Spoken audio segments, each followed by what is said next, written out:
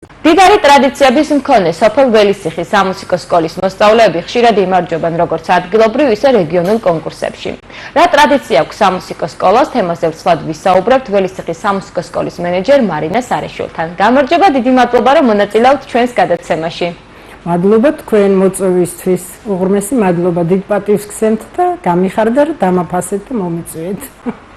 მადლობა მობრძანებისთვის. ველისციხის სამუსიკო სკოლა მუნიციპალიტეტში ერთ-ერთი გამორჩეული არის და მოგვიყევით რა მიღწევები გაქვთ?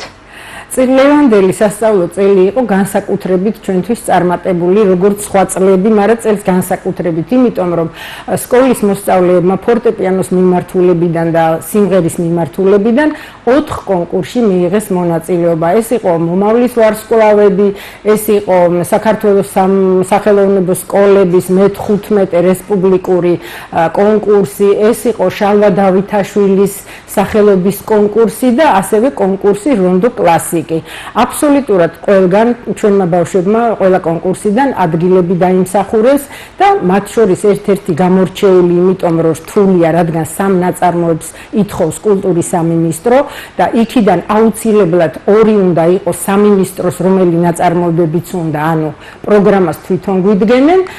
აი იქ პირველი ადგილი აიღო ჩვენმა მოსწავლემ და ასევე მიიღო ფულადი ჯილდო. საინტერესო არის, როდის დაარსდა ველისციხის სამუსიკო სკოლა და რა ტრადიცია აქვს?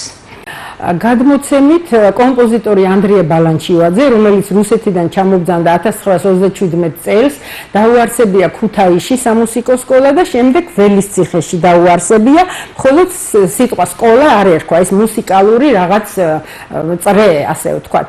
აი მას შემდეგ უკვე ჩამოყალიბდა გურჯაანის ფილიალი ჩვენთან, გურჯაანის სამუსიკო სკოლამ გახსნა ფილიალი და 1962 წლიდან უკვე გახდა დამოუკიდებელი სამუსიკო სკოლა, სადაც 250-მდე ბავშვი სწავლობდა, მეც ეგ სკოლა მაქვს დამთავრებული და ძალიან ბევრი ჩვენი პედაგოგი ამ სკოლა დამთავრებულია. მე როცა სასწავლო ნაწილის გამგეთ ამირჩიეს, მაშინ რადგან მარტო ველისციხის სამუსიკო სკოლა არსებობდა გურჯაანის მერე ვაჩნაძიანიდან, მუკუზნიდან, ახაშნიდან, ზეგნიდან თვითონ მეც მყავდნენ ამ სოფლის მოსწავლეები, შაშიანიდან, ჩუმლაყიდანაც კი, ზოგჯერ გურჯაანიდანაც კი ჩამოდიოდნენ ბავშვები, ანუ ამიტომ იყო 250 ბავშვი, იმიტომ რომ ყველა სოფელს ველისციხის სამუსიკო სკოლა ემსახურებოდა და კონტინგენტიც დიდი იყო და ეხლა რადგან უკვე 5 სკოლაა, ცოტა ამიტომ კონტინგენტი შეგვიმცირდა. საინტერესო ასევე ველისციხის სამუსიკო სკოლის მიერ აღზრდილი მოსწავლეები თუ მოღვაწეობენ დიდ სცენაზე. ველისციხის სამუსიკო სკოლის მოსწავლეები უმრავლესობა ჯერ პედაგოგებად დაბრუნდნენ, 42-მდე პედაგოგი მუშაობდა სამუსიკო სკოლაში, 21 წლიდან თვითონ მე დავიწყე სკოლაში მუშაობა ამ სკოლა დამთავრებულმა, ამირჩიეს სასწავლო ნაწილის გამგედ, სადაც დღემდე ვმუშაობ და ჩემი მოსწავლეებიც კონსერვატორია დამთავრებულები დღემდე საზღვარგარეთ არ არიან გასულები, მაგრამ თბილისის კონსერვატორია დამთავრებული ყოფილი მოსწავლე წარმატებით მუშაობს სამუსიკო სკოლებში. მოგვიყევით თქვენ შესახებ, როგორც ვიცი, 9 საუკუნეზე მეტია ხელმძღვანელობთ უკვე სამუსიკო სკოლას. დიახ, სხვათა შორის აქ დავამთავრე წეღანაც თქვი სამუსიკო სკოლა, 7 კლასი, მე გამაგზავნეს როგორც წარმატებული მოსწავლე ზაქარია ფალიაშვილის მეორე სამუსიკო სასწავლებელში. სასწავლებლის დამთავრების შემდეგ დავუბრუნდი ისევ ჩემ მუსიკალურ სკოლას, სადაც ერთ წელიწადში ამირჩიეს სასწავლო ნაწილის გამგედ. მაშინ 250 ბავშვი იყო და 42 პედაგოგი ყავდა სკოლაში. აი იქ დღიდან 2007 წელს უკვე დირექტორად ამირჩიეს ამ სკოლის და შემდეგ მოხდა სამუსიკო სკოლების გაერთიანება და დღემდე მუშაობ მენეჯერად. ანუ 55 წელია ერთ ადგილზე ვმუშაობ. როგორც ისე 21 წლის იყავით, თუმცა გახდით გამგე. დიახ. შემეძლო თბილისში დარჩენა, იქაც თავაზობდნენ სხვათა შორის სასწავლო ნაწილის ადგილს, მაგრამ მე ჩემი სოფელი ავირჩიე და დღემდე ვარ მადლიერი უფლის, რომ ჩემ სოფელში ვმუშაობ და ჩემ სოფლის ბავშვებს ვაძლევ იმ განათლებას, რასაც ქვია კლასიკური განათლება და ვამაყობ ამით. 55 წელია ხელმძღვანელობთ და რა გამოწვევების წინაშე იყო ველისიხის სამუსიკო სკოლა? იყო გამოწვევების წინაშე იმ მხრივ, რომ რეაბილიტაცია მიდის ახლა სამუსიკო სკოლის.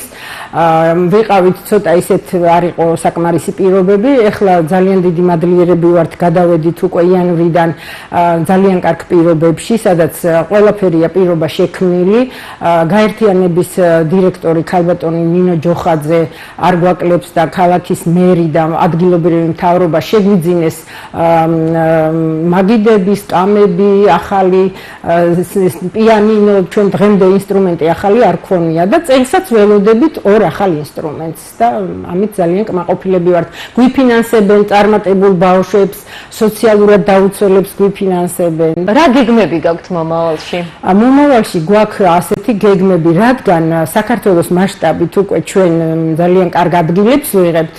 წელს მე და ჩემმა კოლექტივმა ძალიან შეკრული კოლექტივი მყავს, ძალიან ნიჭიერი და ძალიან ბეჯითი პედაგოგები, დამატებით გაკვეთილებს ატარებენ, დიდი სიამოვნებით, ასე ვთქვათ. გადავწყვიტეთ, რომ მომავალში საზღვარგარეთაც მივიღოთ კონკურსებში მონაწილეობა. თუმცა შარშანაც შემოგთავაზეთ თურქეთიც და ბაქოც, აზერბაიჯანი, მაგრამ რაღაც ბავშვის ავადმყოფობის გამო შარშან არ შედგა ჩვენი საზღვარგარეთ გასვლა და წელს გვაქვს ეს გეგმები, რომ საზღვარგარეთაც გავიდეთ კონკურსში. ქაუტო მარინა, როდის აპირებთ უკვე ახალ სამუსიკო სკოლაში გადასვლას? ახალ სამუსიკო სკოლაში გვპირდებიან, რომ დეკემბრიდან ალბათ გადავალთ, იმიტომ რომ თითქმის ნახევარზე მეტი სამუშაოები შესრულებულია. რა თქმა უნდა, რომ სულ მოუთმენლად ველით მთელი კოლექტივი, იმიტომ რომ იქ არის საუკეთესო პირობები სამუსიკო სკოლისთვის, არის დარბაზი, უფრო ისეთი აკუსტიკა, რომ უკეთესი იქნება და ყველა პირობა იქნება ახალ სკოლაში. ასე რომ ყველა პედაგოგი სულ მოუთმენლად ველით და კიდევ ის რომ როცა კარგი პირობები იქნება, ამჟამად მაგალითად უკეთეს პირობებში ვართ, უკვე კონტინგენტის ზრდა დაიწყო. გაზაფხულზევე უკვე მშობლები მეუბნებიან, რომ აპირებენ სამუსიკო სკოლაში ფორტეპიანოს მიმართულებაზე და სიმღერაზე კიდევ უფრო მეტი მოსწავლეების შემოყვანას.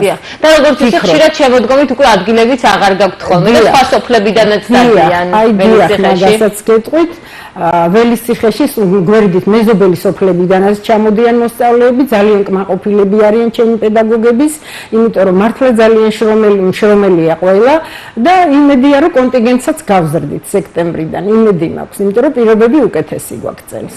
დიდი მადლობა რომ მიიღეთ ჩვენს გადაცემაში მონაწილეობა. მადლობა თქვენ.